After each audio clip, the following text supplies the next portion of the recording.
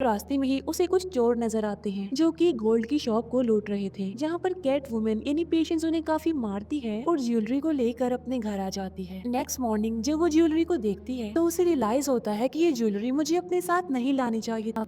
इस मूवी का स्टार्ट एक कॉन्फ्रेंस को दिखाते हुए होता है, जहाँ पर दो ब्यूटी एक्सपर्ट्स भी मौजूद होते हैं, जिनमें फीमेल का नाम लॉरेल था। वो लोग beauty products like soap creams के बारे में बातें कर रहे थे कि हमने अपने न्यू क्रीम को कब लॉन्च करना है और मार्केट में उसे कब उतारना है। यहाँ पर हम ये जान पाते हैं कि प्रोडक्ट्स की जो एम्बेसडर होती है वो लॉरेल ही होती है। इसके बाद उस ब्रांड का एम्बेसडर किसी और लड़की को बना दिया गया और इवन ये डिसाइड होता है कि प्रोडक्ट्स के एडवर्टाइजमेंट के लिए लॉरेल की जगह उस लड़के की ही पिक्चर्स लगेंगी। इस बात की वजह से लॉरेल को काफी गुस्सा आ जाता है, लेकिन वो इस बात को ज्यादा फील नहीं होने देती क्योंकि उनकी ये क्रीम बहुत जल्द मार्केट में लॉन्च होने वाली थी। इसी वजह से वो कुछ नहीं बोलती, चुप रहती है। फिर दूसरा ब्यूटी एक्सपर्ट जो कि कंपनी का ऑनर भी था, वो एक लड़की पेशेंस को अपने ऑफिस में बुलाकर उसे डांटता है और यही लड़की पेशेंस मूवी की मेन कैरेक्टर है। वो ब्यूटी एक्सपर्ट कहता है कि मैंने इस क्रीम को बनाने में काफी पैसे लगा दिए हैं और मैं नहीं चाहता कि मैं तुम्हारे इस वाले बॉक्स डिजाइन पर अपनी क्रीम को लॉन्च करूं, इसीलिए तुम्हारे पास कल 12 बजे का टाइम है। मुझे और अच्छे अच्छे न्यू डिजाइन बनाकर दिखाओ और अगर तुम ऐसा ना कर पाई तो बेशक तुम जॉब को स्किप कर सकती हो। तो इस डील के लिए पेशेंस एग्री हो जाती है। फिर नेक्स्ट डे पेशेंस बॉक्स का अच्छा सा डिजाइन बनाने में बिजी होती है, लेकिन तभी उसकी नजर एक बिल्ली पर पड़ती है और वो समझती है कि शायद ये बिल्ली यहाँ पर फंसी हुई है, इसीलिए वो उस बिल्ली को वहाँ से निकालने के लिए उसकी हेल्प करने के लिए वहाँ पर जाती है। लेकिन इसी कोशिश में उसका पैर स्लिप हो जाता है और वो एसी के सहारे दीवार से लटक कर खुद को बचाती है और अब वो उस जगह पर फंस चुकी थी। यहाँ पर वो डर जाती है क्योंकि वो लटकी हुई थी, लेकिन तभी एक डिटेक्टिव जिसका नाम टॉम होता है उसकी नजर पेशेंस पर पड़ जाती है। उसे देखकर वो समझ रहा होता है कि शायद वो सुसाइड करने वाली है और इसीलिए वो ऊपर जाकर पेशेंस को बचा लेता है, वो भी बिल्कुल सही सलामत। जहाँ पर वो दोनों एक दूसरे से काफी देर तक बातें करते हैं, लेकिन तभी पेशेंस को सडन याद आ जाता है कि मेरे बॉस ने मुझे कोई काम दिया है करने को और इसी वजह से वो जल्दी से ऑफिस के लिए निकल जाती है। लेकिन जल्दबाजी की वजह से उसका पर्स गिर जाता है, जिसे टॉम उठा लेता है और वो पेशेंस के पीछे पीछे ऑफिस चला जाता है। वहाँ जाकर वो पेशेंस से मिलता है, वो दोनों काफी देर तक बातें करते रहते हैं और यहाँ पर उनकी दोस्ती हो जाती है। फिर वो दोनों डिनर का प्लान बनाते हैं और टॉम वहाँ से चला जाता है। पेशेंस काफी मेहनत करने के बाद फाइनली वो डिजाइन रेडी कर लेती है। फिर वो अपने बॉस के असिस्टेंट को कॉल करके उसे डिजाइन देने का कहती है, जिस पर असिस्टेंट कहता है कि आज तो वो लीव पर है, इसीलिए तुम खुद जाकर उस डिजाइन को दे आओ। फिर पेशेंस उस लोकेशन पर जाती है जहाँ पर ये क्रीम बनाई जा रही थी जिसे लॉन्च करना था। वहाँ पर एक साइंटिस्ट होता है जो इस क्रीम पर काम कर रहा था और इस क्रीम के कुछ सीक्रेट्स बताता है। वहीं पर वो ब्यूटी एक्सपर्ट लॉरेल भी थी। वो साइंटिस्ट लॉरेल को कहता है कि क्रीम अभी मुकम्मल तौर पर रेडी नहीं हुई, इसमें बहुत सारी कमियां हैं, इसीलिए हम अभी इसको लॉन्च नहीं कर सकते क्योंकि इस क्रीम को यूज करने के बाद फेस खराब हो जाता है। ये कहते हुए वो लॉरेल को स्क्रीन पर कुछ पिक्चर्स दिखाता है कि इस क्रीम को लगाने के बाद यूजर्स को काफी बुरे साइड इफेक्ट्स हो सकते हैं और मैं ऐसा नहीं चाहता कि लोगों के साथ कुछ ऐसा हो, क्योंकि मैं एक साइंटिस्ट हूँ जो लोगों की हेल्प करता हूँ, ना कि उन्हें धोखा देता हूँ। सो इसीलिए अभी फिलहाल हम इसे लॉन्च नहीं कर सकते। और ये सारी बातें पेशेंस भी सुन लेती है, लेकिन तभी वो किसी चीज से टकरा जाती है और वो चीज वहाँ पर गिर जाती है। आवाज सुनकर वो दोनों समझ जाते हैं कि किसी ने हमारी बातें सुन ली हैं। तभी पेशेंस वहाँ से भागकर खुद को छुपाने के लिए एक टनल में छुप जाती है। लॉरेल ने यहाँ पर पेशेंस को देख लिया था और जब उसे पता चलता है कि पेशेंस उस टनल में है तो वो उसका मेन डोर बंद करवा के वहाँ पर पानी छुड़वा देती है और पानी में डूबने की वजह से पेशेंस की मौत हो जाती है और उसकी डेड बॉडी एक रिवर में चली जाती है, जहाँ पर एक बिल्ली पेशेंस को किनारे पर लाती है और वहाँ रिवर के बाहर और भी बिल्लियाँ होती हैं। तभी एक बिल्ली पेशेंस की डेड बॉडी पर चढ़ जाती है और उसे लिक करती है और देखते ही देखते पेशेंस की आंखों का साइज चेंज होने लगता है। और हैरान कर देने वाली बात तो ये है कि पेशेंस जिंदा हो जाती है दोबारा। अब सोचने में तो ये काफी अजीब बात है कि एक छोटी सी बिल्ली ने पेशेंस को दोबारा जिंदा कैसे कर दिया। मीनवाइल पेशेंस को फील होता है कि वो दूर की चीजों को काफी करीब से देख पा रही है और छोटी से छोटी चीज को भी बड़ा देख पा रही है इजीली। लेकिन वो इन सारी बातों को इग्नोर करके अपने घर के लिए जाने लगती है, क्योंकि 12 बजने से पहले उसने वो डिजाइन अपने बॉस को सबमिट करवाना था।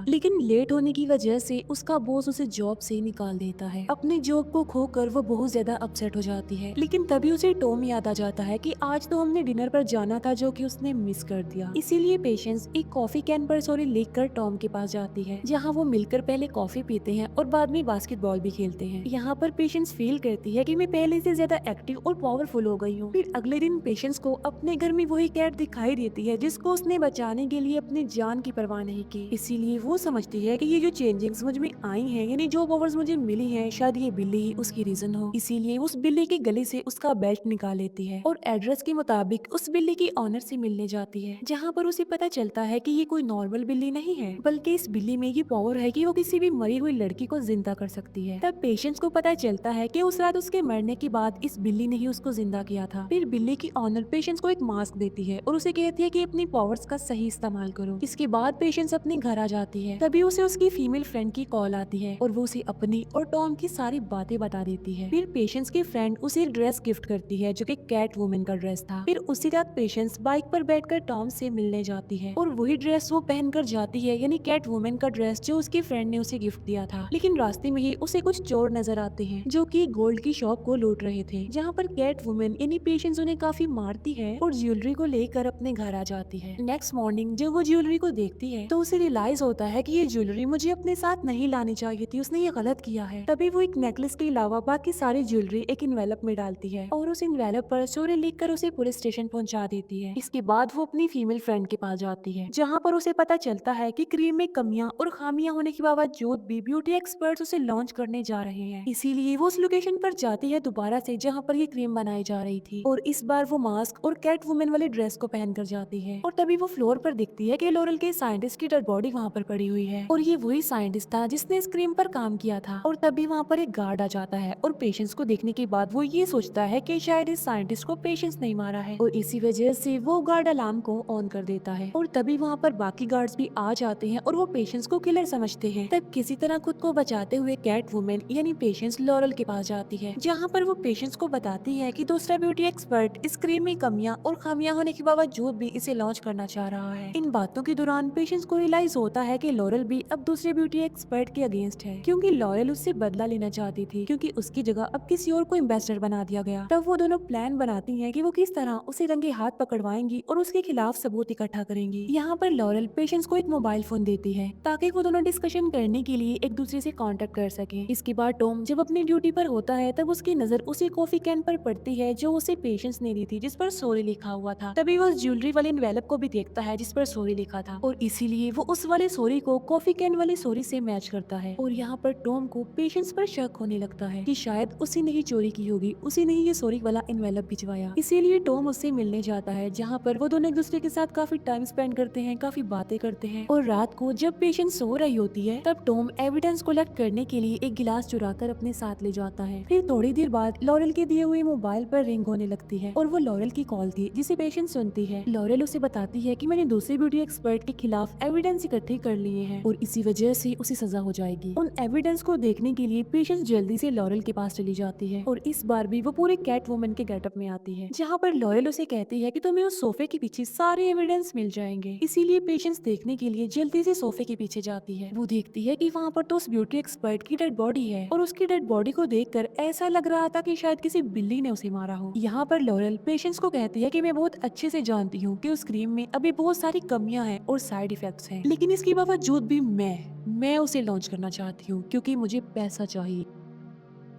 क्योंकि मुझे सिर्फ पैसे से अपनी सक्सेस से मतलब है और किसी से नहीं। और मुझे पता था कि तुमने उस दिन हमारी बातें सुन ली थी और मैं ये भी जानती हूँ कि तुम क्रीम को लॉन्च कभी भी नहीं होने दोगी, इसीलिए मैं तुम्हें इग्नोर तो नहीं कर सकती थी, तुम्हें ऐसे तो नहीं छोड़ सकती थी, और अब तुम इस ब्यूटी एक्सपर्ट की मौत के इल्जाम में जेल जाओगे। और ये कहते ही लॉरेल अपने घर का अलार्म ऑन कर देती है और तभी वहाँ के सारे गार्ड्स आ जाते हैं और वो कैट वुमन यानी पेशेंस पर गोलियां चलाने लगते हैं। तब पेशेंस खुद को बचाने के लिए भाग रही होती है, लेकिन तभी अचानक से उसके सामने टॉम आ जाता है और यहाँ पर वो टॉम से फाइट करती है और वो उसे डिस्ट्रैक्ट करने के लिए उसके पास जाती है और मौके का फायदा उठाकर वहाँ से भाग जाती है। इसके बाद टॉम जल्दी से लैब में आ जाता है और वो ग्लास पर बने लिप प्रिंट और अपने फेस पर बने लिप प्रिंट्स को मैच करवाता है और वो देखता है कि दोनों मैच हो गए हैं। और यहाँ पर टॉम को पेशेंस के खिलाफ सबूत मिल गए थे, इसीलिए वो पेशेंस को अरेस्ट करके ले आता है। और यहाँ पर पेशेंस एक्सेप्ट करती है कि हाँ मैं ही कैट वुमन हूँ और कहती है कि उस साइंटिस्ट और ब्यूटी एक्सपर्ट को मैंने नहीं मारा, लेकिन लिप प्रिंट्स और सॉरी वाली हैंडराइटिंग मैच होने की वजह से टॉम पेशेंस को जेल में बंद कर देता है। उसी रात हम देखते हैं कि पेशेंस जिस सेल में होती है उसमें एक बिल्ली आई है। पेशेंस फौरन उसे पहचान लेती है कि ये तो वही बिल्ली है जिसने मुझे जिंदा किया था।